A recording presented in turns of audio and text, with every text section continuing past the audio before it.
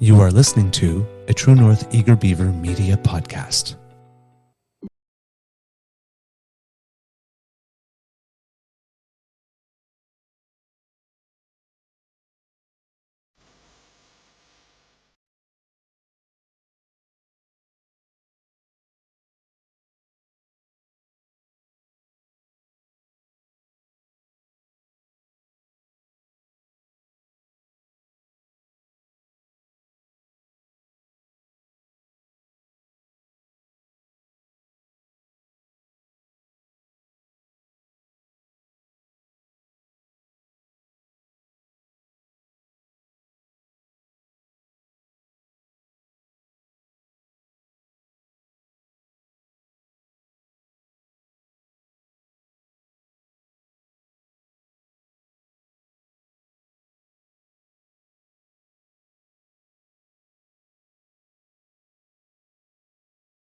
The True North Eager Beaver podcasts are proudly brought to you by our founding sponsors, the Miss V Mysteries from Corvid Moon Publishing, your source for science fiction, fantasy, and cozy mysteries featuring a broad diversity of characters.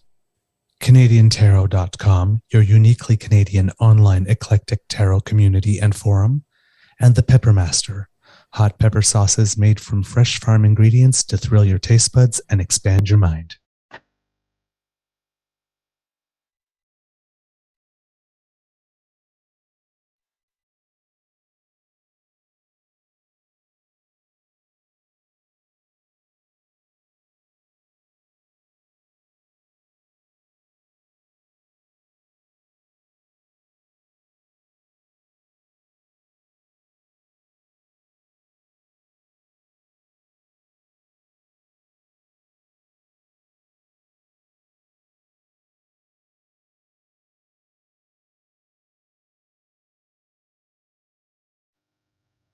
Well, good morning and hello, kids, and welcome to Season 3 and episode number 98 of the Daily Beaver here on the Crier Media Network.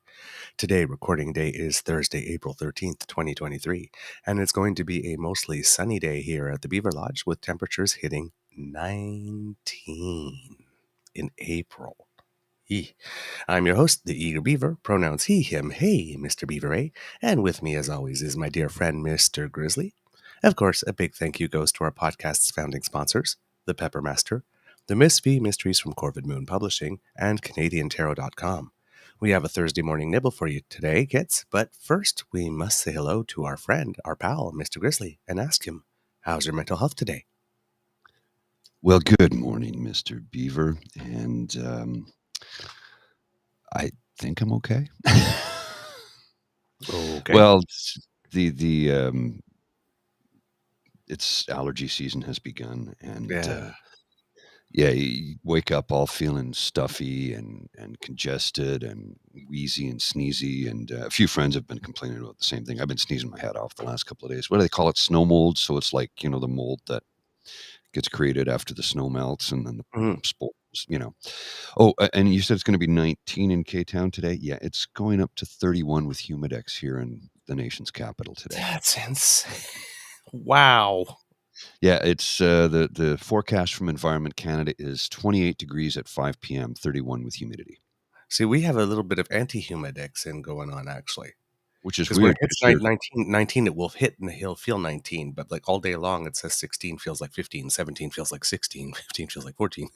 Yeah, that's the opposite effect, which is strange because you're like on Lake Ontario, right? I mean, but we're a valley, so everything just traps and sits there. It does Indeed. In the headlines today, kits, there's lots going on. Skippy shows his true face again. He just can't help himself. Canada's largest federal public service union is now officially in strike position, and so are employees of the CRA, because there are two different strike actions going on. I thought that they were the same, but yesterday I found out that they were different. The orange shit stain south of us thinks that he has a case to sue Michael Cohen for $500 million for having testified in a grand jury against him and having brought receipts. good luck with that. And the Nashville Metro Council has voted to reinstate both Justin Jones and Justin Pearson as the interim holders of the seats from which they were expelled in Tennessee. So, Tennessee again. When can I Tennessee you again? When will we say when will we share racist moments?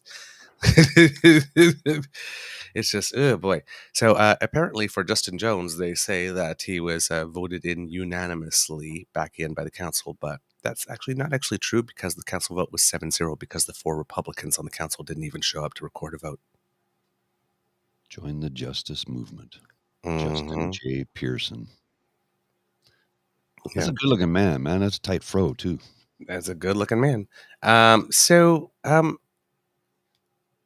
Let's hear from these gentlemen, shall we, Mr. Grizzly? Now, Justin Jones, we've heard from before on the show because he is an absolutely amazing orator. So let's hear what he had to say this time. Once again, I want to welcome the people back to the people's house. I want to welcome democracy back to the people's house. That on last Thursday, members of this body tried to crucify democracy, but today we stand as a witness of a resurrection of a movement of a multiracial democracy that no unjust decision will stand. And that this represents the point that there comes a time where time itself is ready for a change, that time has come back here in Nashville, Tennessee. That truth crushed to the ground will rise again, that what you intend for evil can be used for good, to restore the heart of democracy in our state. And so I come here to stand with my constituents, with the people of Tennessee, to say that no unjust attack on democracy will happen unchallenged. That the abuse of this body will not happen in the comfort of silence. And so I come here, most importantly, though, not as an individual, but I come here to say that the people of District 52, 78,000 people, have a voice in this chamber once again. I want to welcome the people back. So there you go. That's Justin Jones. And now we have Justin Pearson for you.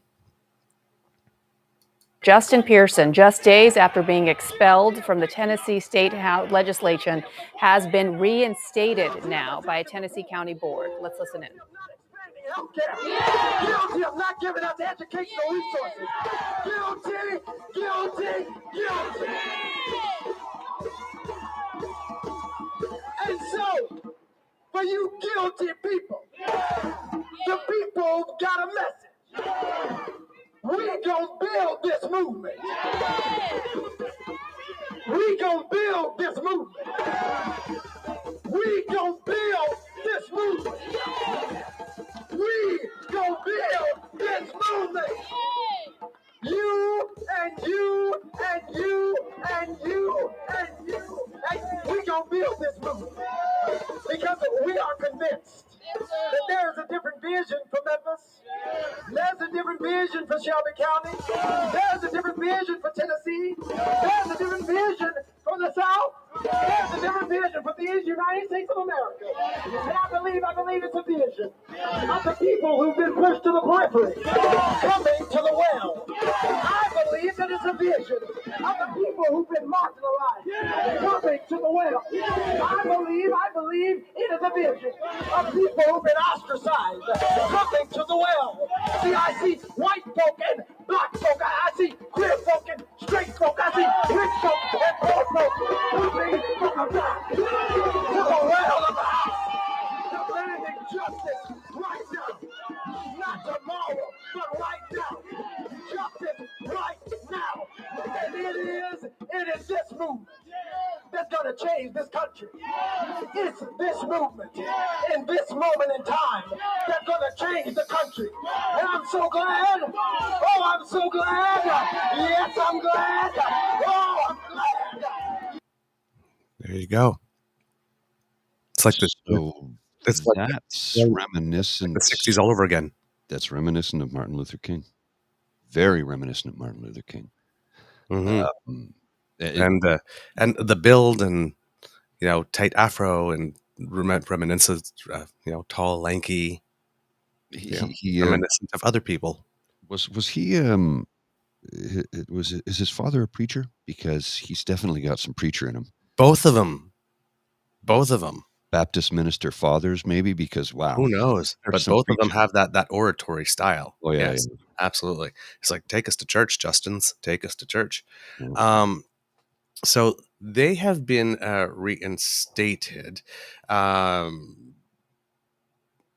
the other thing, though, I wanted to mention, because, there were 3 people originally in this, and the third one is Gloria Johnston.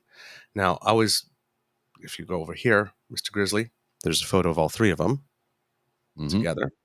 That was on the actual day of the protest Yes. itself.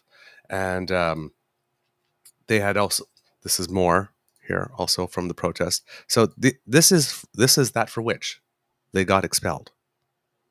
Yeah. Right. Standing with students. Right. Who just don't want to Die in school by being shot. For committing the cardinal sin of wanting to get an education. Yeah. Right. And this is the exact thing that got them expelled here, this photo here of them, where they stood on the floor and they delayed for 15 seconds. 15 seconds. Yeah, that was it. And they equated that with a coup similar to January 6th. All right. Now, hypocrisy is thick. You're telling me. So she was asked why it is that she thought she was not expelled. Mr. Grizzly.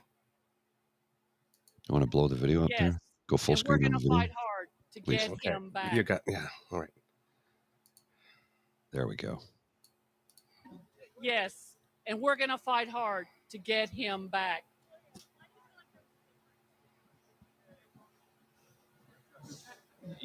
I will answer your question. It might have to do with the color of our skin. She just outright said it. Yeah, in no uncertain terms. She just outright said it. Now, I heard somewhere, and I've been looking for corroboration on this, and I haven't found it. But Gloria Johnston is a former school teacher, and I heard on one podcast, but I haven't been able to verify it, that as a teacher, she may have been caught in a school shooting herself once in the past. Oh, well, that's...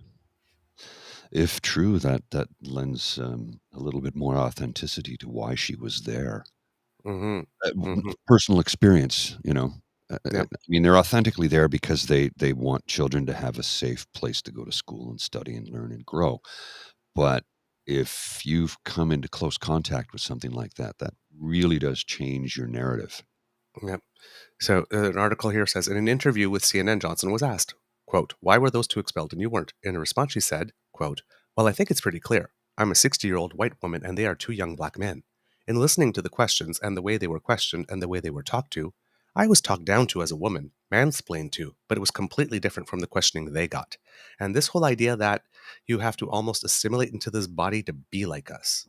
She added that she felt that the 2 black men were spoken to in a demeaning way and told, quote, if you're going to come into this body, you're going to have to act like this body. They got too uppity, did they?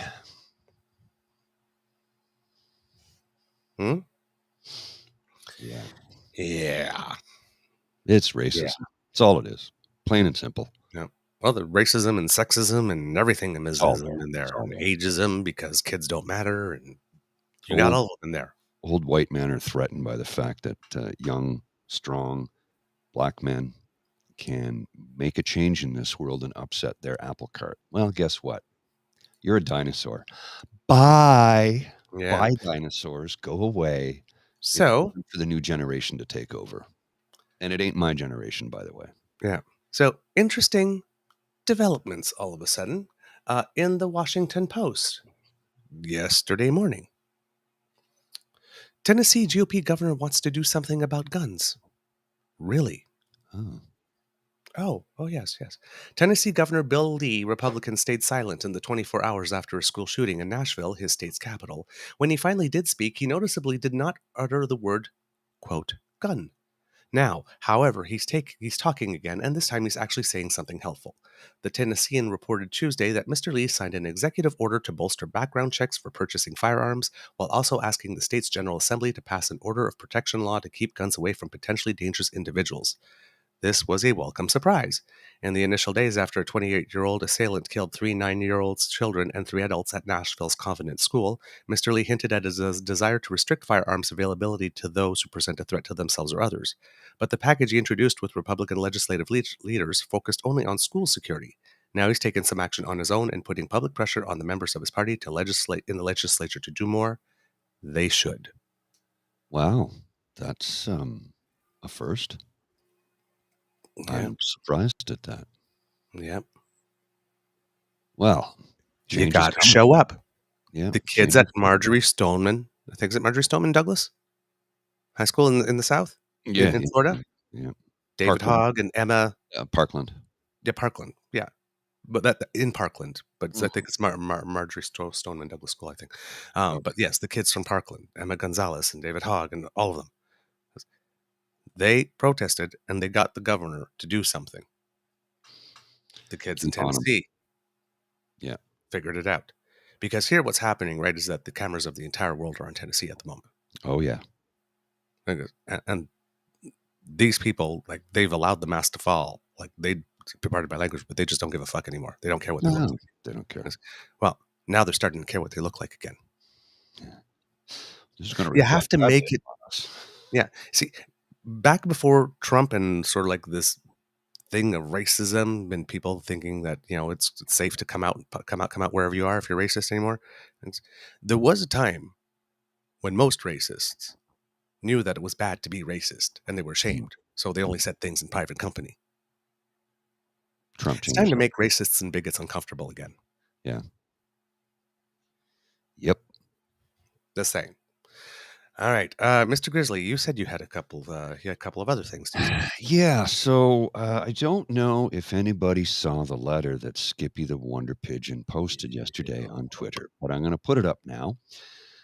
Leader of the Opposition, David Johnston, Special Rapporteur, Ottawa, Ontario. Dear Rapporteur, in quotations, explain this. How will you investigate Beijing's donation to the Trudeau Foundation when you were part of the Trudeau Foundation? Awaiting your answer. Pierre Poliver, Leader of the Opposition. Well, he wasn't a member of the Trudeau Foundation when the donation was made, first off. And neither was David Johnston. That's what I'm saying. David Johnston wasn't a member of the Trudeau Foundation when that donation was made. Okay. And neither was, and then the Prime Minister had no association Zero. with it. Okay, so that's the first one. And then I saw a response letter. I saw another follow-up letter. This one here I thought was good. Leader of the Opposition. Dear NASA, when I'm Prime Minister, I will revoke Canada's participation in any return trips, in quotation marks, to the moon until you can prove the original landings, in quotation marks, are not in fact fake. I watch a lot of YouTube and I've done my research. Govern yourselves accordingly. Pierre Poliver. Now, he didn't actually write that, okay? Yeah. But it certainly sounds like something he would write. And then, of course, our Mr. Beaver came up with a response for Skippy.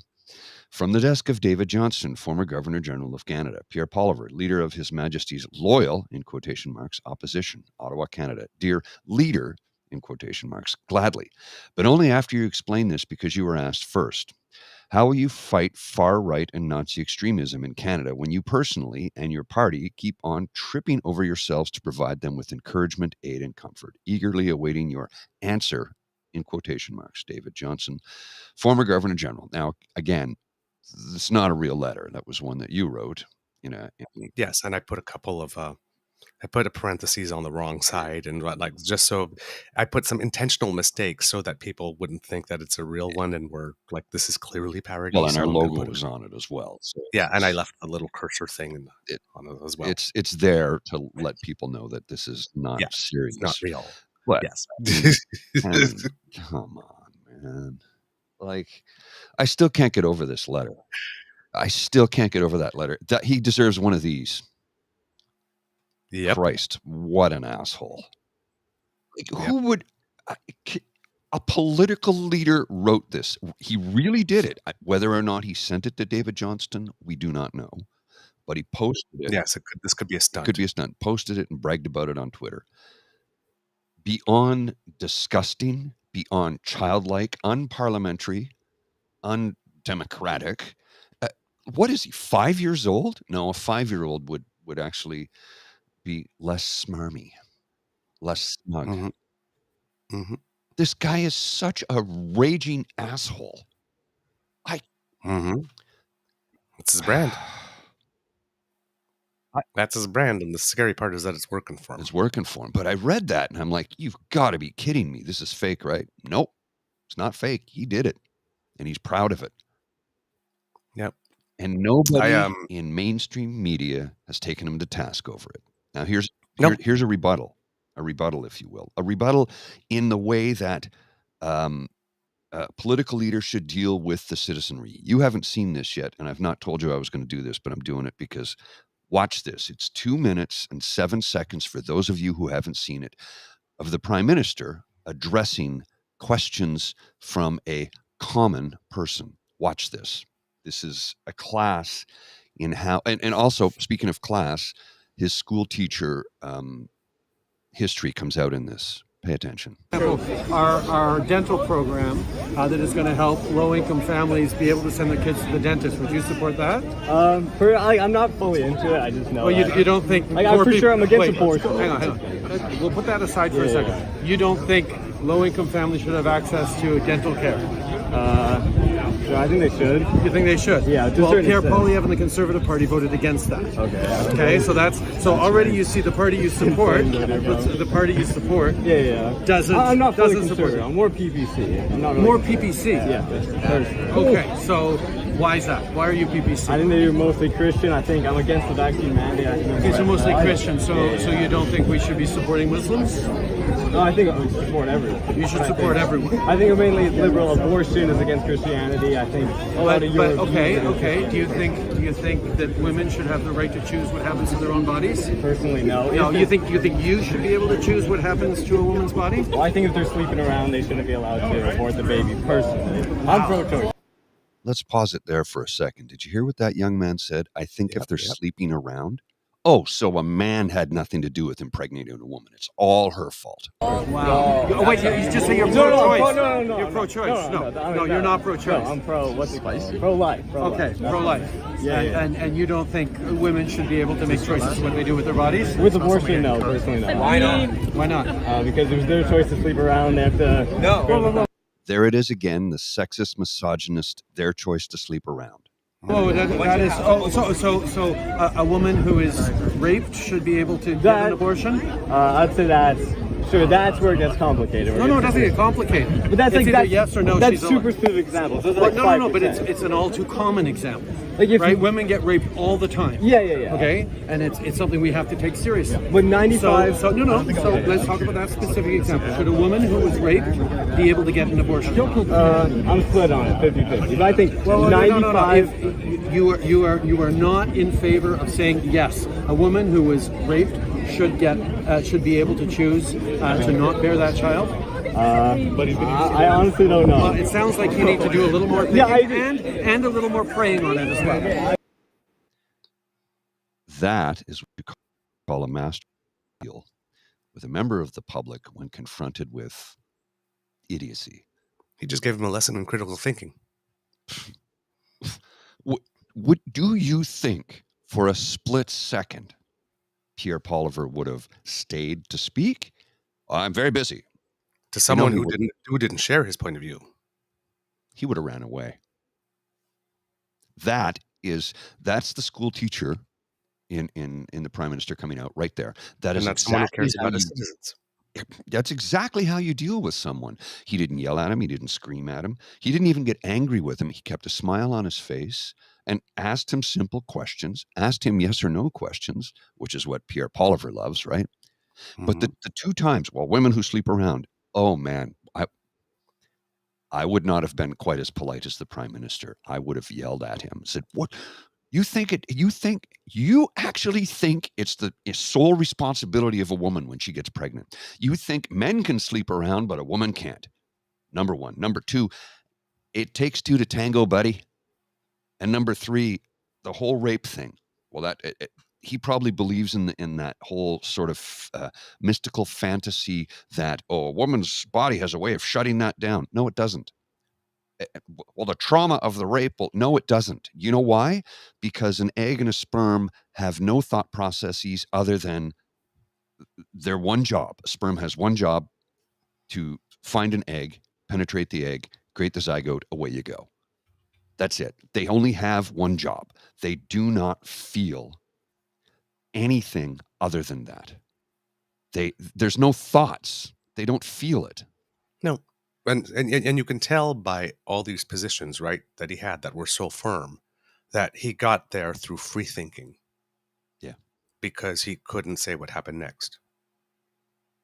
Couldn't answer. Well, maybe, so he's got his first line down pat, but as soon as he scratched the paint, falls apart. He can't defend it because he's not a free thinker. He downloaded all his free thoughts for free from the central brain. Of course. It's the whole, it's just, again, it's a mystical fantasy that the woman's body can shut that down. It can't. It can't, because sperm and egg have no thoughts, no feelings, no actions. They do not understand trauma because they're just a simple, a single cell organism for the most part.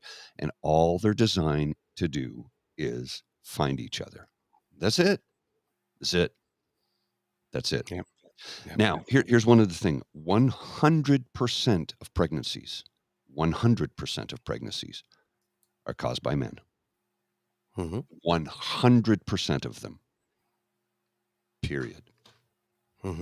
Yeah. Just a comment that I saw in the chat, not to go into it too deep, but there was a comment about Trudeau's promise on electoral reform. We've dealt with it on the show. Let's again remember that there are certain promises. Promises are the same for politicians as they are for humans. Sometimes we make a promise and we realize afterwards that it can't be kept. So, but he promised on electoral reform is not a valid argument. No, electoral reform did not happen because the four opposition parties demanded that they have the majority on the ERRE committee, which the Liberals did not have to surrender, and they did. And then once they got there, they could not agree on anything. So it was not. It was Conservatives and the Bloc want to keep the current system because their vote is concentrated and it gives them more seats. The NDP and the Greens want proportional representation because their vote is diffuse and they get less seats. You got two parties on either side that want the complete opposite thing. They could not agree. They spent the entire thing trying to find ways to sabotage each other. So, for example, the Greens agreed to the referendum, which the Conservatives wanted, because, well, they get to go and campaign against it during the entire referendum. But then the Greens turned around and said, well, they wanted the referendum to be between two different options of proportional representation because we had already decided we were changing. So why have a referendum that's yes or no? Do you want to keep the current system, yes or no? Do you want to choose this system or that system? Well, that's an illegal referendum in Canada. We would have had to rewrite the laws. Yeah. Which would have never been done in 2 years because the Conservatives never would have happened it. And that's what the Director of Elections said, that we needed it done in 2 years so that they could redo the maps. It was not going to happen. No. Prime Minister Justin Trudeau gave it a mercy killing rather than going back to the mic and say, we're going to really try and raise hopes up because something that was not going to work. He saw the writing on the wall. He gave it a mercy killing. That did not happen because the four opposition parties would not allow it to happen. Thank you for addressing that because I wanted to.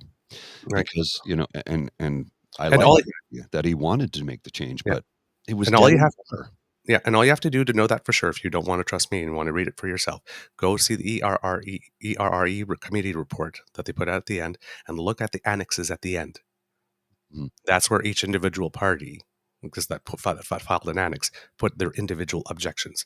And that's when you realize that even if they had a referendum, they couldn't agree on the question, they couldn't agree on the threshold. And so it was never going to happen. The only thing those four parties agreed to was to put all the poop in a paper bag, light it on fire, and leave it on the Prime Minister's doorstep. So he gave it a mercy killing. He actually respected the intelligence of Canadians by not creating a false impression that it was going to happen, that they were going to keep trying, and then another year and a half later going, oh, well, now it won't happen. Yeah, there's no point in dragging it out. It's like it's dead. Let's just bury it and move on. Not happening. Yeah. This is what And happened. And again, that didn't everything you just explained. This is one of the reasons we do this show. Everything you just explained, 90% of the citizenry of this nation didn't know that. it got 2 minutes coverage on the news. I happened to be watching the news on the day that people that did the analysis of the report were coming in, and they basically said this report is a case of never have differences been so artfully wallpapered over. Yeah. It literally got a 2-second clip on the news, and that was it. And it was never spoken of again. So the cons and all the people that hate the man will try and bring that one up time and time again. And it's like, well, hang on a second. Let's tell the full story here. And it always comes back to but you promised. Yeah, I did. Well, and I tried. He could have. Yeah, he could have said, "Screw you! I'm keeping the committee like this, and I'm imposing proportional. I'm imposing ranked ballots." There's He's your a electoral dictator, reform. right? Right. But the best part of it all was when it was all said and done, people from the NDP, who were the first to yell about the composition of the ERR committee, saying the Prime Minister is going to use his authority, his majority as a dictator to impose ranked ballots on us all, which is the system that advantages him the most, and he's going to make himself Prime Minister for life. That was the line. Mm. When the report was such a disaster, and the Prime Minister killed it, then they turned around and says, well, use your majority to impose ranked ballots, to impose proportional representation. Oh, okay. So you are okay with the dictator imposing a method of voting on all of us that most of us don't want, because you had a national consultation and less than 2% of the population actually came out for it or sent letters. So there's no demand. And you, who are saying that the Prime Minister was going to be a dictator to impose ranked ballots, you now want him to unilaterally impose proportional representation because he promised. He promised there would be electoral reform. He didn't promise you were going to get proportional representation. Exactly. So they all ran with that, saying, oh, yes, we're guaranteed that we're getting proportional. No, he never said that. He said, let the last election under first past the post. He didn't say, I'm promising that the next election is going to be proportional representation. So you got it. All the words in a sentence matter, and you got to use the Q-tip. Because if you keep on hearing what it is you want to hear and not what people actually say, then you set yourself up for these types of disappointments. All right. So that was a little sidebar there. But it was one that you just gave a lesson in civics. Mm-hmm. You know how I feel about that. Mm-hmm. Yeah. All right. The National Advisory Council on Immunization, because we haven't spoken about COVID in a while, has come out with its new recommendations for spring boosters. Because the first bivalent booster was around October sometime of last year. So we're getting around 6 months. Was open for people my age. It started a little earlier. I think I got mine in January or December. Yeah. So for different, I got mine a little early. The first time, the bivalent one, you're supposed to wait 6 months, but you could take it after 3. And I went after 3 just because it was the bivalent. Mm-hmm. So I wanted both of them. But you can do that. At the moment, Canadian national guidelines recommend a spring booster for Canadians aged 65 years of age and over, Canadians with a compromised immune system, or Canadians living in long-term care residences who haven't received a dose in the past 6 months. The National Advisory Council on Immunization does not recommend it just yet for younger Canadians who have received multiple doses or who have had multiple doses and an infection, as the protection could extend up to 9 months and possibly even further. It is very, very, very much recommended that pregnant women get a shot because their risk of contracting COVID increases significantly as their body changes during the course of pregnancy. In India, they are reporting the highest daily rise in confirmed COVID cases in greater than 7 months. There's new variants coming on, but there's no evidence of increased hospitalization or death with these variants at the moment. What else do we have here with regard to that? Toronto infectious disease physician Dr. Alison McGreer is quoted as saying, in my view, there's nothing wrong with younger adults wanting to get an extra booster. So if you want one, go ahead, just to reduce the risk of getting sick. Maybe bring the risk of long COVID down a little bit, but what's most important about boosters is protection against severe disease. And she also said she's an infectious disease specialist and professor at the University of Toronto's Dalla Lana School of Public Health. She warns, she's warned in the past about something called an immunity deficit, and that's why boosters are important. So she says your immune system is just not like your muscles. Your immune system is fairly finely balanced, a very complex system that's intended to protect you from infections, but also not to overreact to things. So it carefully runs balanced all of the time, and it deals with all sorts of things that are foreign to you in the foods you eat, and in the things you touch, and in the air you breathe, and the water you drink. So your immune system, it's exposed to thousands of antigens every day. So a single viral of respiratory infection here or there really doesn't make any difference at all. So that's off the table. So you want to make sure, because a lot of us have been isolated for a long time, that we haven't been exposed to as much influenza or RSV, for example, right? Because we had that big at the beginning of this flu season, and the hospitals were full with kids, right, with RSV and flu and COVID. And we have to worry about RSV and flu because there's the secondary flu season that usually happens around this time. Like there's one early in the season and then one near the end. So this is why we might be seeing some cases going up.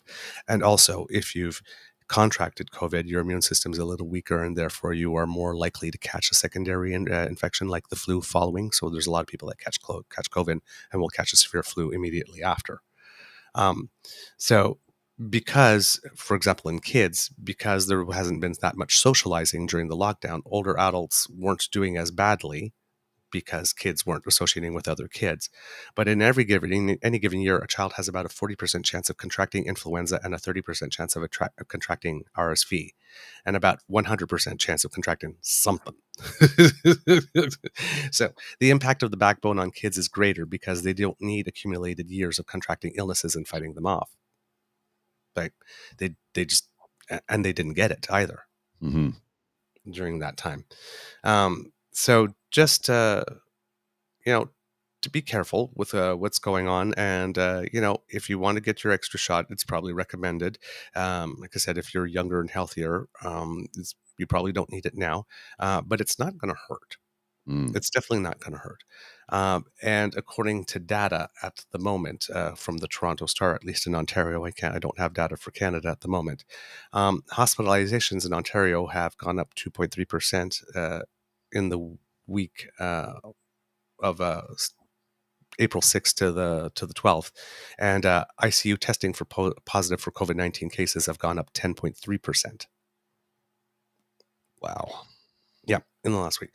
So we're not hearing about it a lot, but it's still there and it's still around, and we need to be careful, particularly as the weather gets warmer and we start socializing a lot more closely. The patios were full last night everywhere. It was 22 degrees here and the sun was out, so people were out enjoying the warm weather. We're speaking of health, so I've got something for you. I somehow missed this a couple of days back. This is from April 6th by Linda McQuaig, a contributing columnist to the Toronto Star. New rules to shield private clinics from public scrutiny.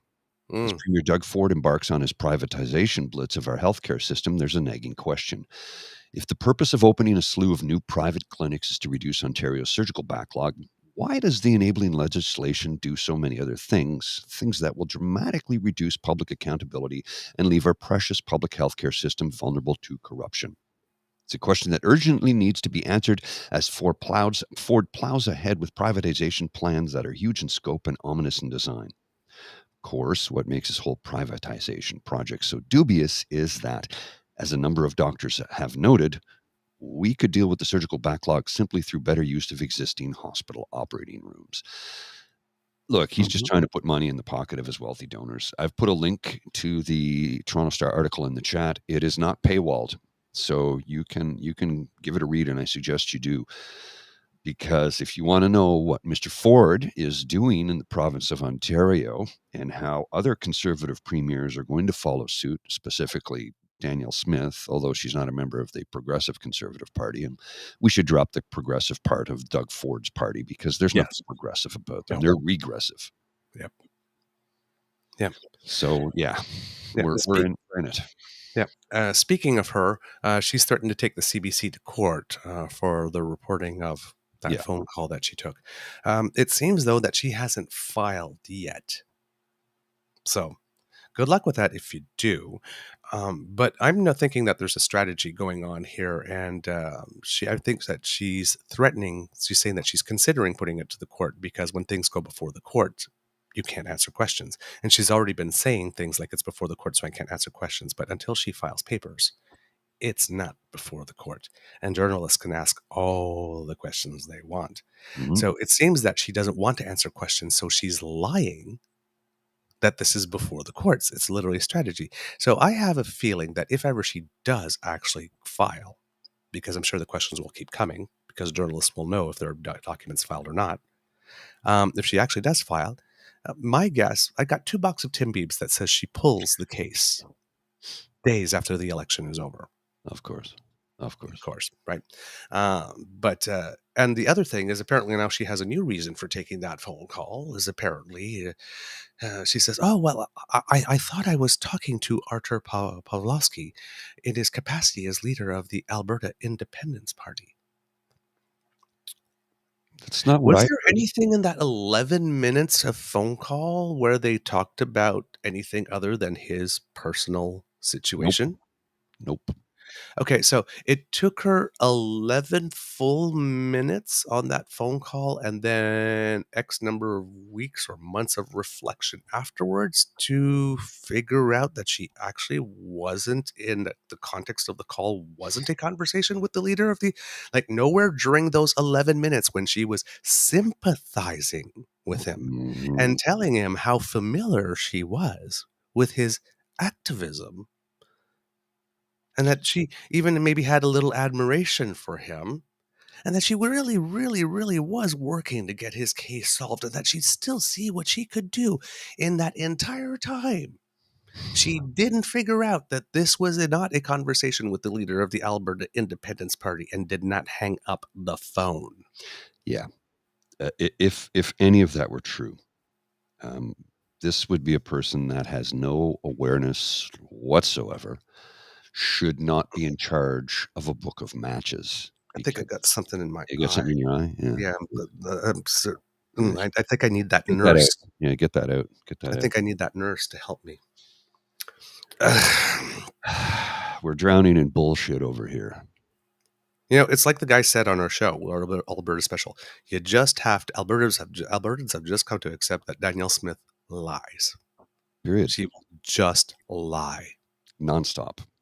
with ease and comfort and frequency, and she will make you feel good about it. Because apparently she has the interpersonal skills for people who like what it is that she's selling that make them feel that they're the only person in the world when she's talking to them. Well, She has enough charisma, but she has nothing else. No but doubt. we're getting that with PeePee too, right? Yeah, So yeah. For Well, us, he's got anti-charisma. Yeah.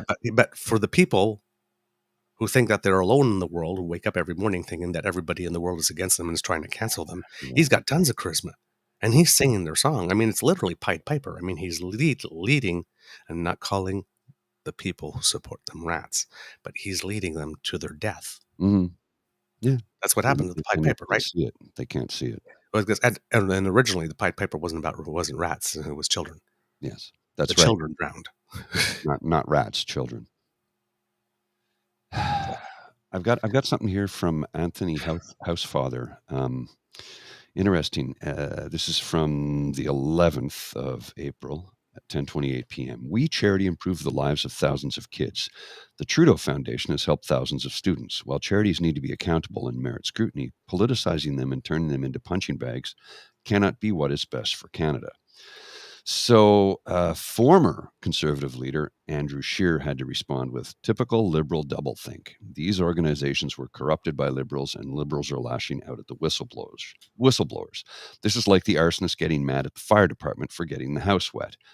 And then the response to that was, actually, neither organization is influenced or influences government. What you call corruption is defamation, and what you call whistleblower is CPC who felt self-promotion and social media rage bait was more important than charity and honesty.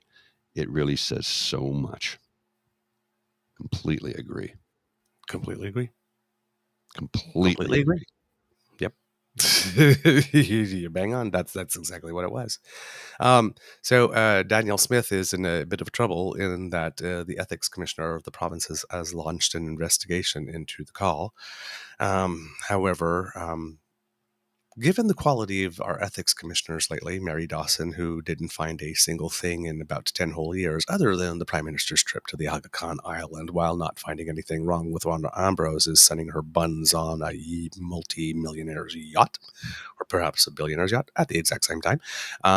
Then we have the Ontario Integrity Commissioner, who apparently found absolutely nothing wrong with Doug Ford's Stag and Doe party, even though Doug Ford only told him about the Stag and Doe, I think, after it happened, and didn't supply any documents and said, just pat him on the back and, said, take my word for it, nothing wrong happened here.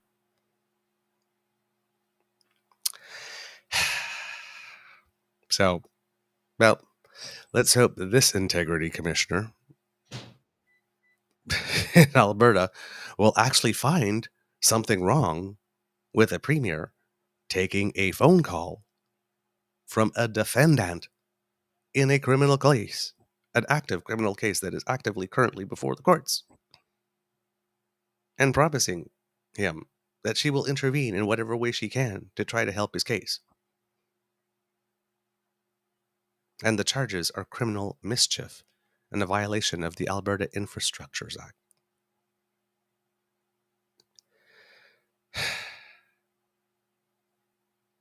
Who watches the ethics watchdogs?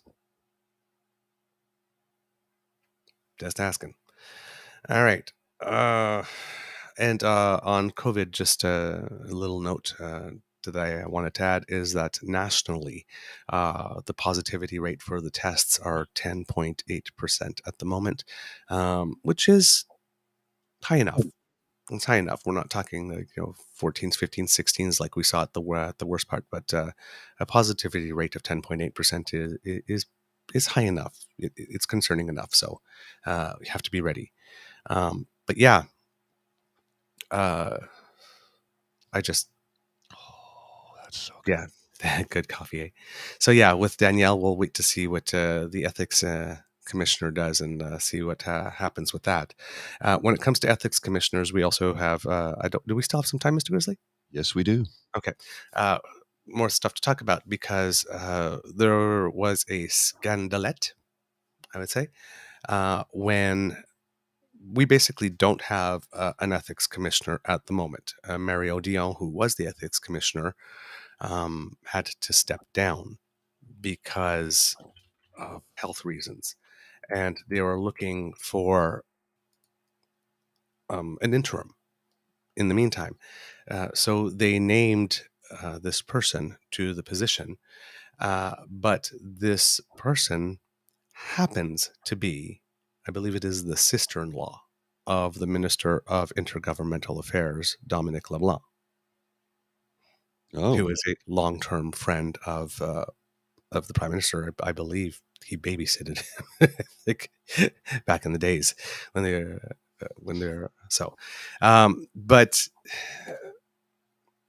and people have been making a whole kerfuffle about this because again you got the David Johnston thing with the ethics, and he's naming his friends, and now we got the new ethics commissioner who's the sister-in-law of so and so. Well, the thing about that is that this particular lady has been employed by the ethics office for 10 years already. She's the number 2 in the ethics department. And the Conservatives had no problem with her when the decisions came down on the Aga Khan Island and SNC. But now that the person who's been doing the job for 10 years needs to be elevated to the interim, just the interim officer while they're trying to find someone, well, now it's a big scandal.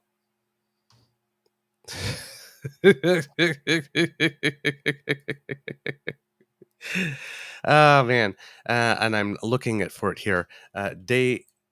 journalist Dale Smith Mhm. had written a really good article about it, and I've been trying to find it so that I can read from it. And for some reason, I'm having trouble finding it today, even though I found it absolutely every single time I've looked for it. So there you go. There we go. The thing about the interim ethics commissioner, the article is called. It's on his site called routineproceedings.com. And here we go. I will read from it. The issue with the appointment of Dominic LeBlanc's sister-in-law as the interim ethics commissioner has been nearly inexplicable until you actually look at the position itself. The optics are absolutely bad, and they are. All right, and a very real problem because of the whole issue around perceived conflicts of interest. The problem, however, is that they may not have had much of a choice in the matter, given how the role is structured legislatively. While LeBlanc had no role in the decision, so Dominic LeBlanc didn't play any role in the decision of who the interim ethics commissioner would be. The Prime Minister's office told the CBC that the Privy Council office, meaning the non-partisan civil service, is responsible for the decision, which no member of the government has stated to date, and you think they would have if they could communicate their way out of a wet paper bag, which is the number one complaint I have about this damn government. Because when it comes time to do the civics piece, they don't.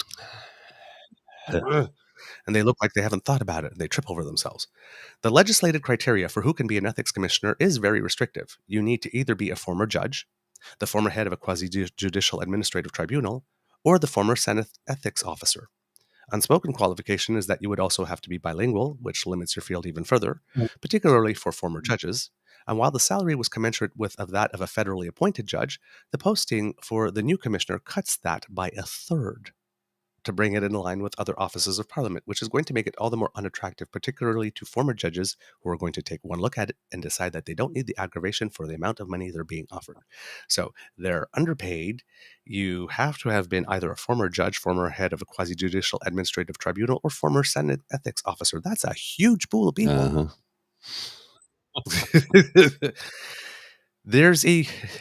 There's a reason why Mary Dawson's term needed to be extended 2 or 3 times while they looked for a replacement. No way of it. There's a reason why they pretty much had no choice but to go with Mario Dion when he applied, because there was nobody else. And Dion was not the best choice on offer. Nobody wanted the job. And when Dion... Nobody wanted the job. Nobody wanted the job. And when Dion resigned, the post suddenly, 2 years early, for health reasons, they were pretty much screwed because they couldn't extend him until a replacement could be found. The solution was the most senior person in the office, said sister-in-law of Dominic LeBlanc, who had been there for 10 years. And there's already an ethics screen in place regarding LeBlanc to keep her out of any conflicts. It's likely that the PCO's determination was that this was their best of a bad situation, but it's not good. The interim commissioner doesn't qualify to become the permanent commissioner, so this situation is temporary. But ultimately, this is a failing of the legislation because MPs were trying to play tough when they brought it in and wound up shooting themselves in the foot over it. And now there is an untenable situation because they boxed themselves in. Good job, guys. Your posturing has really paid off. So that's why Dominic LeBlanc's sister-in-law is the new interim ethics commissioner. Not corruption. Just the way that the ethics law was written, and that's Harper's Law, was written so restrictive that they can't find anybody who wants to take the job. And the one person they found who would take the job, Mary Dawson, didn't do the job for 10 years. sorry, for 9 years, 364 days. She did her job on the last day. Interesting, eh? Yeah.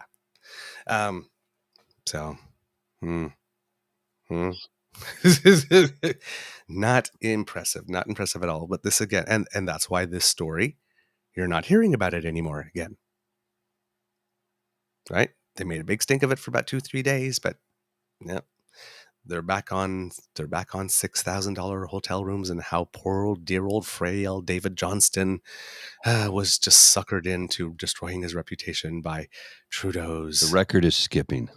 It just keeps going back to the start again and again and again and again. You need to change your stylus, maybe put a little bit of heavier weight on your tone arm. Oh, man, I tell you.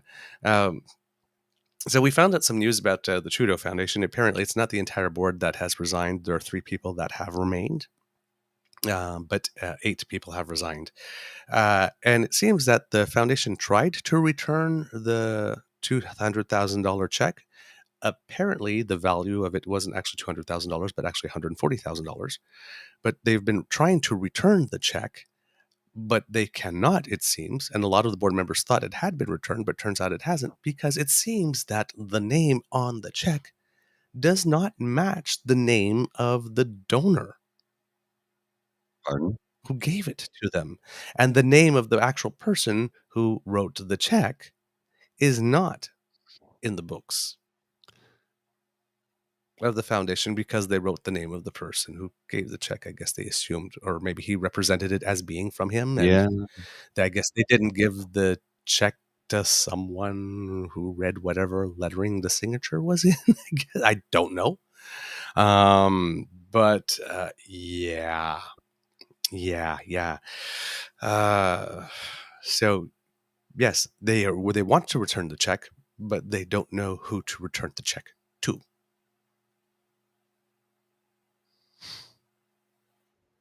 Yeah, that's a mess.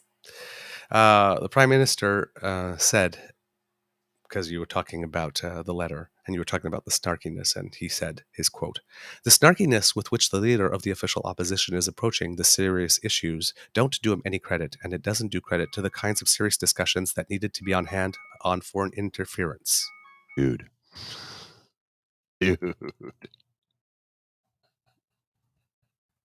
Silence mode. I know why your ringer was on. So it's all good. Yep. So the foundation has launched an internal review, and the check has been cut to give the money back. And I guess as soon as they can figure out to whom. Although I have a feeling that the people who maybe really did write the check probably won't lift up their hands and say, "Hey, that's my money. I want it back right about now." There might not be a lot of incentive at the moment to say, "Hey, that was me." I don't know. I wouldn't be volunteering.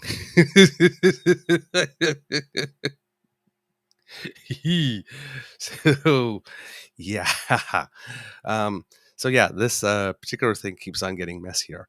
But the main point about this is that it's a foundation that supported people wanting to do higher level education. Like, come on, man.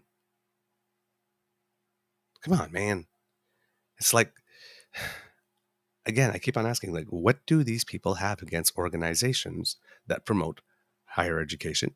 Because with the We thing, right, they got mad because of flow-through money that would help students earn money to pay the next year of their tuition. And we, as an organization, we charity, promoted, because democracy is something that you do to be civically engaged in your community. And now you got the Trudeau Foundation that's funding higher education. And of course, David Johnston, who was the former president of the University of Waterloo, would be an absolute excellent fit, and former Governor General to be part of. So, I mean, I just, there's only, and again, you see this other thing too with Skippy, right? He asked, asked Elon Musk to make it such that any tweet from the CBC be listed as, government propaganda or something like that, or government media. It's like, no, there's a difference between publicly funded media and state operated and run media. Right? State operated and run media is Russia. Publicly funded media is TVO and PBS. Right? Not exactly the same thing. And here's the thing, right?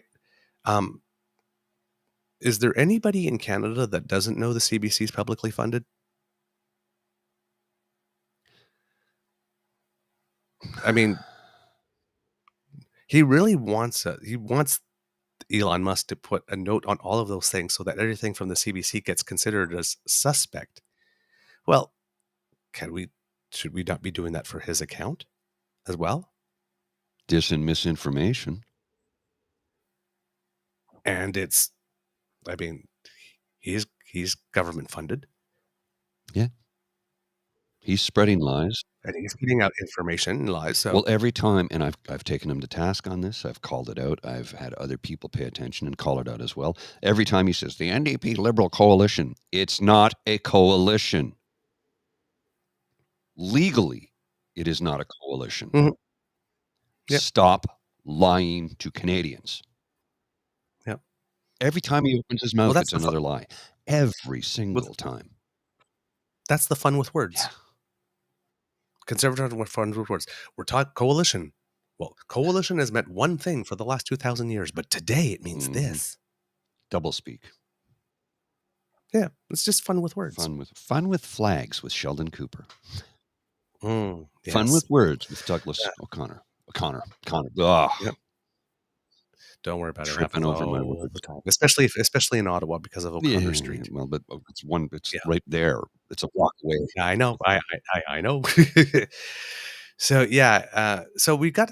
I'm looking at Skippy, right? He wants to take away national daycare. Won't say whether or not he'll vote for childcare. Wants to defund the CBC.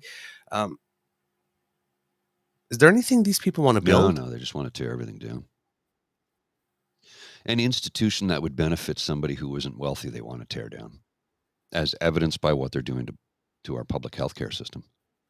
That's evidenced. They won't allow weed to exist. Evidenced they won't allow the truth. Exactly. That's right where I was going. The evidence is right there. The writing is on the wall. They want you dumb and poor so they can control you. That's it.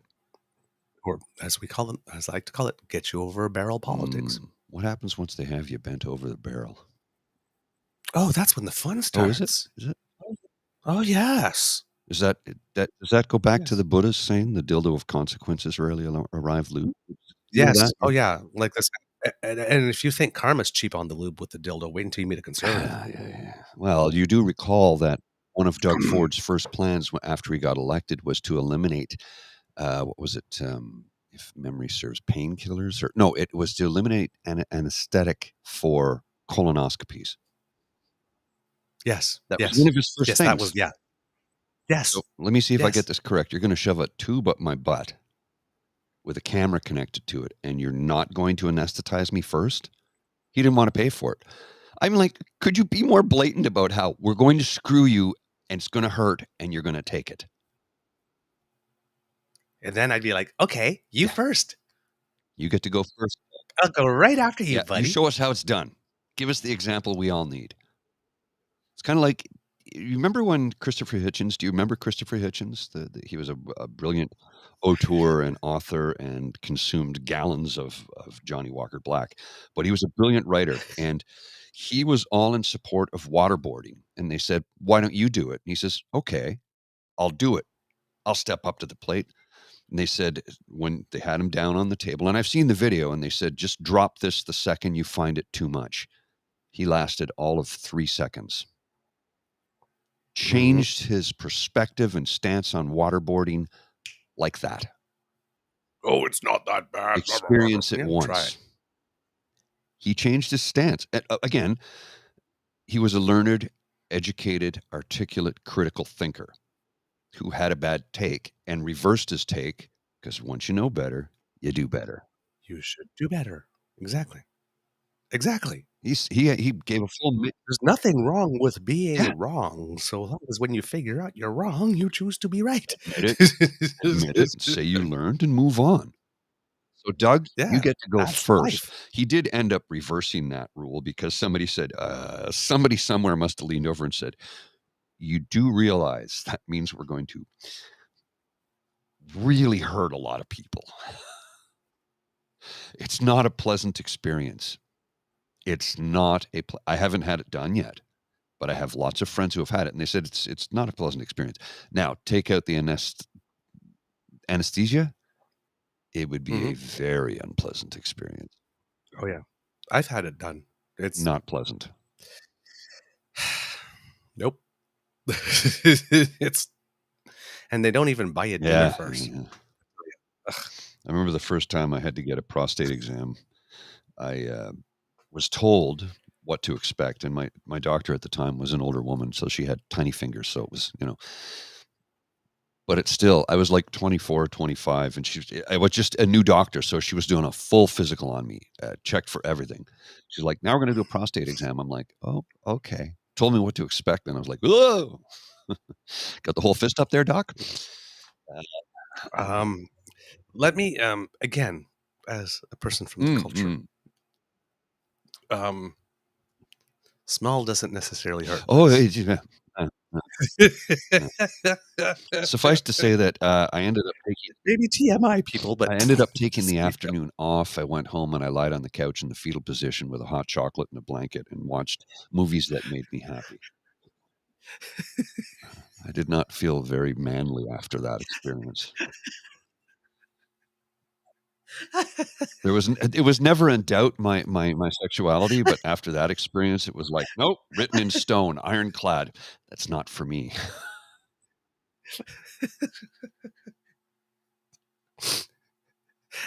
Okay, I'm not No, going to say leave it. it. I'm not going to say it. Slap and tickle. Slap and tickle. You saw my tweet. It's no longer duck and cover. It's Slap slap and tickle. Slap and You saw tickle. my tweet thread yesterday about how I feel that we need to end foreign ownership of our media in this country.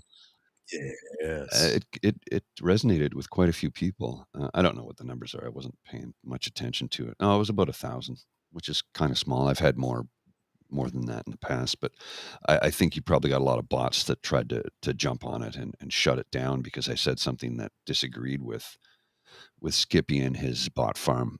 And he has a huge bot farm, by the way. But it was basically, he continues to lie about everything all the time, lately about the CBC. Mhm. I put forth this idea: no foreign ownership of Canadian media properties. None, zero, zilch, sip, nada. Have a drawdown timeline that all foreign owners must pull out by December 31st, 2023. I'm serious about this. The 66% ownership stake in Post Media by Chatham Asset Management, a United States of America GOP, which is the Grand Old Party, or the Republicans, evangelical organization with extreme right-wing, un-Canadian views, needs to be stopped from polluting the hearts and minds of Canadians. They should be removed. This is an idea. Prior to Stephen Harper, Canadian publications had to be 100% Canadian owned. He changed this ruling. And I posit the question, was it an order from the PBCC, a commandment? Perhaps the Klondike Papers author, David Wallace, knows this. Either way, this change needs to be made. Now, I don't have a solution of how to make it happen, but I think it should. You just pass the law. Yeah, just pass the law. You just pass the law and let people deal with it. Well, that's easy mean, enough, of course, but I mean the whole drawdown, because you'll have people Yeah. getting upset with lots It'll of be a money. mess. But here's the thing: most of the money that they have came directly from us anyway. Yeah, it'll be a mess, but that's fine. It's a problem when we need to fix it. And then they go, well, this when you renovate your home, you well, make a then mess. of course you'll have, well, that's censorship. We're not censoring anything. We're just returning ownership to Canadians. That's it. Yeah. We don't want foreign funded organizations to influence our politics, because guess what? And I'm drawing a big circle here in case you didn't notice that. The way they're going on about China, Chinese Communist Party influence on our elections and interfering in our elections. Please tell me how the propaganda coming forth from Post Media and their other subsidiaries is any different. It's mostly foreign owned, and they're trying to influence Canadian elections. Tell me, if you can tell me in legalese how that's not interference, present a cogent argument, I'll believe you. But you're not going to be able to do that. You know I'm right. It is. You know I'm right. It is interference. It is interference. And interference on a much grander scale. Much grander scale. And it's just trying to pull to the extreme right, where their evangelical christo-fascism will try and take over our country. And it's creeping in. I need people to be informed to make an informed decision. This is our mandate, is to inform people of the truth, factual information. No doublespeak, no spin, no propaganda, no PR. Facts first. We're going to deliver the truth to you. Sometimes we might not like it either, but we will always, always be truthful, period. Absolutely. Absolutely. It's the only way. It's the only one. It's the only way. So, when we say democracy is something that you do, this is one of the things that democracy is something that you could do when we're saying writing letters. In this case, if you want the foreign ownership laws changed with regard to our media. It's Minister of Justice David Lametti. It's Minister of Canadian Heritage and Multiculturalism Pablo Rodriguez. And it's Minister of Industry François-Philippe Champagne. Want to give a shout out to my buddy Stu, Stuntman Stu. For those of you who live in the Ottawa area, you know Stuntman. He's a tremendous community builder, community leader, radio show host, television host, and a longtime friend. We've known each other for over 20 years. He just gave us some love this morning on our show. So just thanks, Stu. Oh, he did? That. Yeah. Oh, thanks so much. Yeah. Much appreciate cool. that. Love to have him on Oh, sometime. I must have missed that. I didn't see it. Was it in the chat? No, it wasn't in the chat. It was just he gave us some love for the tweet about our show. Oh, yes. Yeah, good. Oh, good. Lovely. That's fantastic. Thank you so much, John. Appreciate that. Stu. Yeah. Oh, it's not. Stuntman Stu, not John the Milkman? No, Stuntman Stu. John's giving us love. Okay, so John the Milkman's BTR. Yes, Stuntman Stu. Okay, this is Stuntman Stu. Magic 100. Okay. Yeah. So. Okay, well, thank you, Stuntman Stu. Great. No, he's a good egg. I grew up with him on the radio. Well, I've known him since he moved to Ottawa. And I remember when I first when I first met him, he told me he was going to the Algonquin program for radio broadcasting, and I thought, this guy is going to be very good at this, because he had the charisma, the style, the panache, and the voice right from the get-go. Before he even set foot in class, I'm like, no, this is what this guy's got to do. Same thing with John. I've known John for, more than 30 years. And I remember first time I met him, he was just DJing in a pub. And I was talking to some friends, and they were like, yeah, he wants to be on the radio. And I met him and I spoke to him, and I'm like, yep, this guy's got it. He's got that. He's got the radio voice, the style, the whole bit. And they've both been very successful. So, when they give us some love, I really do appreciate it, because I'm just a plebe. Yeah. No, I've liked him a lot. He's a very good personality. I mean, he must have been on the radio in Ottawa for 30 years now. Stu? No, Yeah? 20. It's closer to 25. It's over 20. Oh, yeah. That's for sure. Yeah. In other news that you maybe have been hearing, the conservative people, and especially their press sycophants, they've been making lots of hay over the last few weeks about the carbon rebates not really fully rebating stuff and people being less well off. And they've been going all week long, the public, the PBO says, right? The public budgetary officer, his name is Yves Giroux, says. Well, he actually came out after a few days of them doing this and saying, the way that you guys are talking about my report, it's all wrong. It's troubling. And would you please stop doing that? Which, of course, they immediately did stop doing that.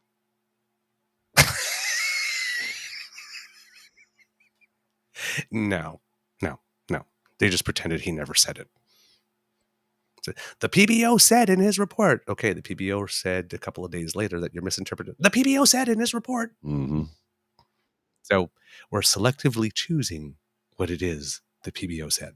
Yeah. Now, but yes, according to the Vancouver Sun, Canada's parliamentary budget officer said he is troubled by what he describes as the selective use of facts from his new financial analysis of carbon pricing. Well, isn't that what I talk about all the time when I'm talking about the media and political literacy? Selective exposure. Oh, I didn't see that. Oh, I didn't hear their... So-and-so said this. Oh, I didn't hear the comment from them personally myself, so I can't react to what they said. I have not exposed myself to that. And I'm not about to, so stop asking. So selective exposure. Selective retention. Like, for example, reading the whole parliamentary budgetary officer's report and then deciding to retain from it something that wasn't in it. Of course. Selective framing. Alternative facts. He's either stupid or corrupt, one or the other. But either way, it's not good because it can't be anything anywhere near the middle. Selective framing. So selective truth telling. All this selective stuff. And again, kids, as I keep on saying, knowing and intentional sins of omission are the same as lying. Mm-hmm. It's the same thing. Sin of omission is just another word for lying. That's all it is. So, Yves Giroux said the report had to be put into context alongside the costs of all other climate policies, including doing nothing, which the Conservatives never do. They never calculate the cost of doing nothing. Quote, there will be costs no matter what we do, Giroux said in an interview with the Canadian Press. Giroux opened a political firestorm last week with a new report which concluded carbon price rebates are worth more than the direct cost of the carbon price for 80% of families. But he said when the carbon price's economic impact on job growth and incomes is factored in, 80% of families in most provinces might end up with less money. The Lib might end up with less money once economic impact on job growth and incomes is factored in. The Liberals who campaigned successfully on carbon pricing in both 2019 and 2021 jumped on the first point to insist the strategy makes life more affordable. The Conservatives who have campaigned heavily on scrapping carbon pricing latched onto the second part to insist that the Liberals lied about the, quote, sneaky carbon tax when they said the rebates would be worth more than the cost. Giroux says you can't pick and choose which part to discuss. Quote, I am concerned at times about looking at just one aspect of the report, he said. Quote, looking at the big picture, the overall picture is highly preferable. Anything we do with respect to addressing or trying to curb climate change will have costs. It's either a cost to the carbon tax or regulations to reduce the use of fossil fuel. Regulations also have a cost. Doing nothing would also have costs. So, while the premise is simple, how carbon taxes work, the reality is complex, and the political spin and misinformation about the policy is rampant because carbon pricing is based on the idea that higher fuel costs will lead to lower usage and overall decrease in emissions. Right? And the rebates are meant to mitigate the impact of those higher costs. Christopher Ragan, a founding director at the McGill University's Max Bell School of Public Policy, said the Conservatives talk about carbon pricing without offering any glimpse of what they'll do instead. Any alternative, including doing nothing, isn't free. But the government, he adds, isn't making it easy to understand what carbon pricing really does. Once again, quote, I think they've been quite bad at explaining it and communicating it. Surprise. Hire me. Jeez. The government focuses almost exclusively on the money people could save through the rebates or switching to electric cars. They're less clear that carbon pricing does have a cost to it because that's the whole point, to make fuel cost more. Quote, it's almost as if they choose not to engage in those discussions or they just aren't good enough to do that, and I'm not sure which it is. Carbon pricing also doesn't provide instant gratification when it comes to lowering emissions because it takes time, and also because, right, they wanted to bring it in a way that wouldn't make everybody scream bloody murder and run around with their hair on fire and be canceled as soon as it was brought in. They brought it in very slowly at very low amounts that won't really do much. So the first $50 per ton of carbon doesn't really do much. Right. Now we're starting to get to the meat. 65 when it gets to 150. Now we're starting to get into some stuff. But it's almost like the ACA in the United States, right? One of the reasons the Republicans really didn't want it to pass and really didn't want President Obama to get a second term because it passed after his first 2 years is that after a full 6 years, well, people might get used to it and start to like it, and then we won't be able to take it away. Exactly. People might like not losing their house for having committed the cardinal sin of delivering a child, for example, right? So, but it's, oh, wow. Well, maybe people start getting used to the rebates and the numbers start going down. People will start to like it. We got to stop that shit right now. Basically, anything that will benefit anybody other than the wealthy. Yeah. A separate report Giroux released last year concluded that raising the carbon price to $170 per ton by 2030, as the government intends, will eliminate 96 million tons of emissions more than if the price remained at the current rate of $50 a ton. See? We're getting to the point. Things. That's about 21 million passenger cars. That's about what 21 million passenger cars emit over a year, and more than 40% of the emissions Canada is seeking to eliminate by 2030 to hit its carbon targets. So at $170 per ton, will be for just that move alone by 2030 will put us more than 40% of the way. And the Conservatives want to kill it. The PBO has said that this will happen. And the Conservatives want to kill it because it's not turning the tide now. Well, Liberals have never met an emissions. Yeah. Number one, because they were 10 years behind because you guys did nothing. You sat on your hands. Right? You got to, as we learned with COVID, you got to flatten the curve before you bend it downwards. So Yeah. I know. Man, Some tell you. days. Some days you just want to, Yep. I don't know, smack somebody. Yep. Ontario Liberal MP Lloyd Longfield, who sits on the House of Commons Environment Committee, wrote to Giroux Wednesday to ask him to take another crack at the analysis to include those factors that weren't there. He also wants Giroux to contextualize the carbon price alongside the costs of other policies to regulate lower emissions, as well as the economic benefits of investing in low-carbon industries. Quote, to ignore these things does a disservice to the discussion, Longfield said in an interview, and I agree. Let's get a more fulsome number. The PBO did complete an analysis last year looking at what climate change itself is costing. It said in 2021 the GDP was 0.8% lower than it would have been without climate change. That's almost a full percent of GDP that climate change is costing us. In dollar figures, that amounted to between $20 billion and $25 billion less. It said the GDP will be 0.08 percentage points lower every year as a result of climate change going forward, even if the government implements every policy promise to slow it down. Doing nothing would increase that cost. There's a series I'm watching on a streaming service right now. It's called, I'm going to say exploration, but it's not that. It's an EX word. And it's all about climate change. And it's a not episodic, but sort of a serial in that each episode represents a point in time, and it moves forward by 10, 15, 20 years. And the characters are all interrelated from start to finish.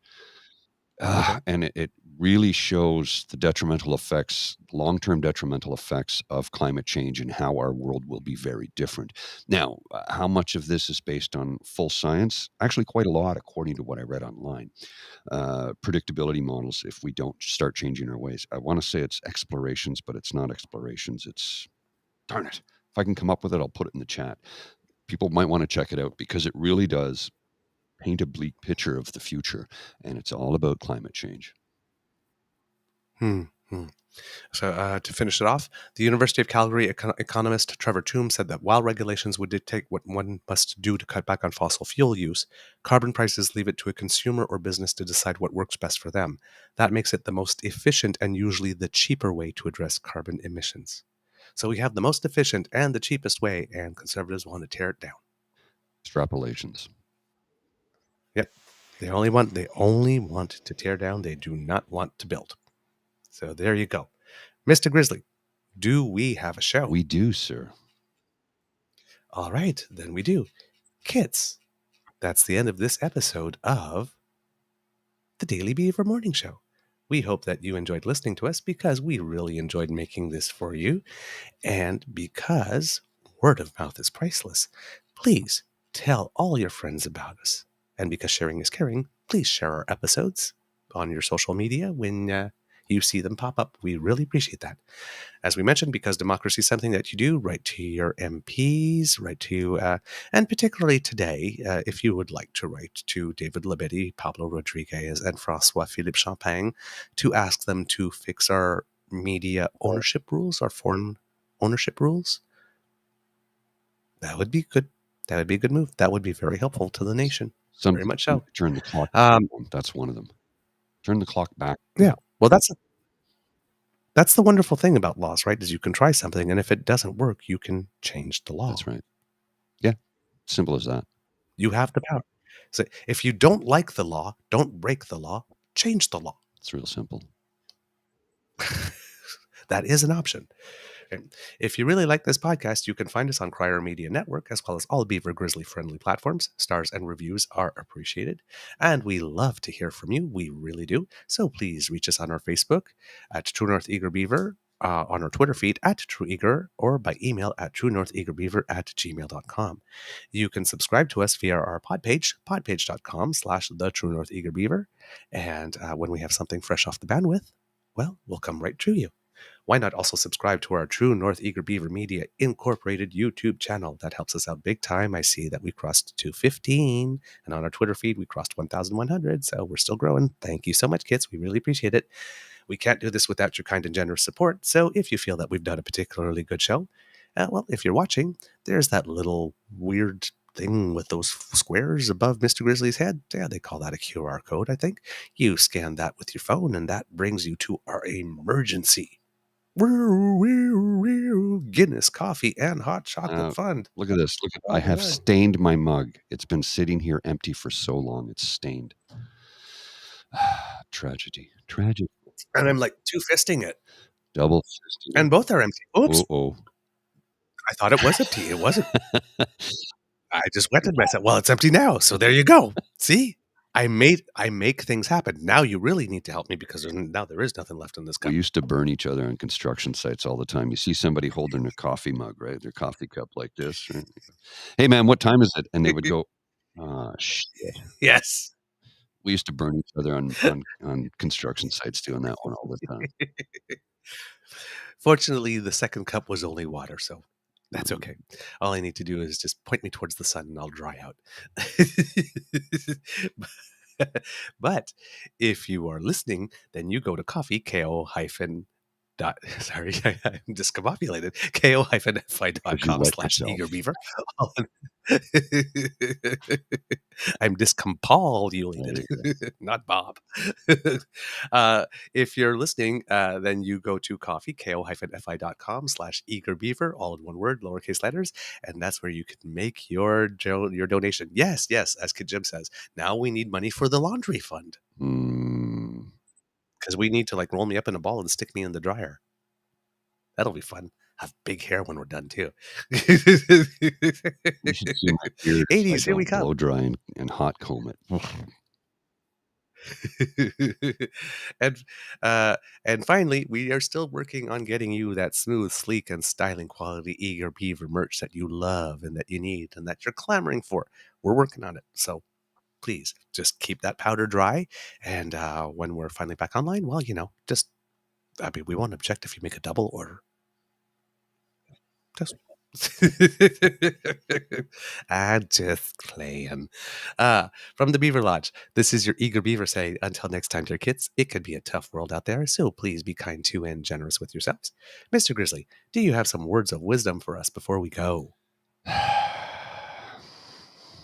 Well, I'm in one of those strange moods where the antihistamine is beginning to kick in and make me a little drowsy, so I'm going to have more coffee. If you are, like me, someone who suffers from a million allergies and seasonal ones, and you need to get behind the wheel of any motorized or mechanized vehicle and you've taken an antihistamine that might make you feel a little bit drowsy, please do not operate heavy machinery of any type, including an automobile. Judgment is off. Your reflexes are impaired, to say the least.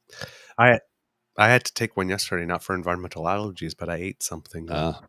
Started giving me a few hives. I didn't have a big case, but I had a few hives. And I just one Benadryl. I was sitting listening to podcasts, and at one point I fell asleep like 4 times during the same one. And that's when I just gave up and decided. Well, and that's the side effect of Benadryl. But I will give Benadryl the benefit of the doubt when it comes. It's like, yes, I know it's going to make me drowsy, but the thing is, it is the fastest acting antihistamine you can get. Period. It works. It does exactly what it's supposed to. Yeah. I've tried all the other one a day. None of them work for me. This is the only thing that works for me personally. Maybe you're different. If you can find something that works for you, congratulations. I'm very happy for you. But me, that's what I need. When I need 2, the day's over. Yeah. Just I'm asleep like for the next 12 hours. Like about 2 hours after I take them, I'm asleep for 12 hours. Boom, the day's over. That's whatever I had planned is canceled. I'm sitting here and I can feel myself nodding off, and I have to get into the office in 30 minutes for a meeting. It's the only reason I was able to, because there's a complication right now with work, so I'm working from home this week. But I go into anyway. I'm nodding off at the moment. All right. So before we go off, one last visual for the kids. Yes. Because we promised we would do this before the end of the week. Thank you to Kit Annie, who bought us a coffee and stated, have been listening from the start under different names, now with a locked account. So maybe you haven't noticed, but I start every day with you and have come to dearly love you both as my voices of sanity in this new batshit bonkers upside down world. Annie Two Bears Trim. Thank you, Annie. Well, Annie, thank you so very much. And Mr. Grizzly, Annie was particularly generous. Okay, cool. Thank you very much, So, Annie. We really do appreciate. yes, We so appreciate the love. We thank you. appreciate any donation you make to us because, as I've said time and time again, this gear costs money, man. It ain't cheap. Yep. What? We are, Oh, but the gear isn't. gear isn't. Now I want to hear the Cowboy Junkies sing because cheap is how I feel.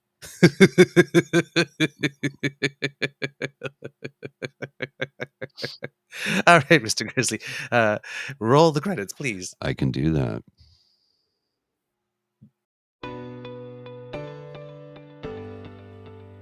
You are listening to a True North Eager Beaver Media Podcast. The True North Eager Beaver podcasts are proudly brought to you by our founding sponsors, the Miss V Mysteries from Corvid Moon Publishing, your source for science fiction, fantasy, and cozy mysteries featuring a broad diversity of characters. CanadianTarot.com, your uniquely Canadian online eclectic tarot community and forum, and the Peppermaster, hot pepper sauces made from fresh farm ingredients to thrill your taste buds and expand your mind.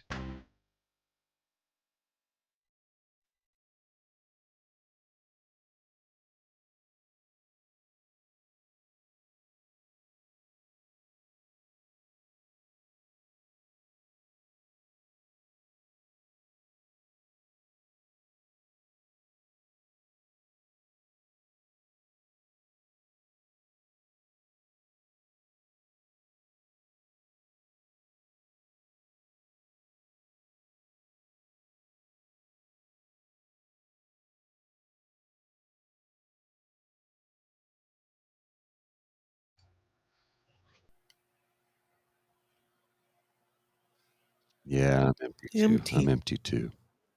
Remember to like, share, and subscribe, folks. And sharing is caring. So please share this show with as many people as you can. We really do appreciate it. Thanks, eh? See ya. Send help.